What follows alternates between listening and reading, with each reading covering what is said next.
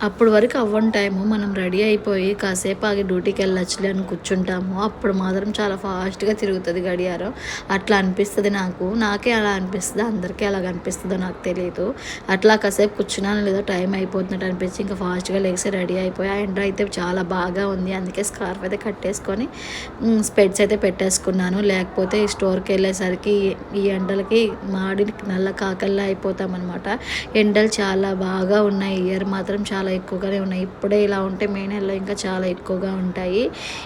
మనమే కేర్ తీసుకోవాలి. మన కోసం కేర్ తీసుకోవడానికి ఎవ్వరు ఉండరు. కాబట్టి ఈ ఎండాకాలం చాలా జాగ్రత్తగా ఉండి ఎక్కువ లిక్విడ్స్ తాగుతూ ఉండండి. వాటర్ ఎక్కువ తాగుతూ ఉండండి.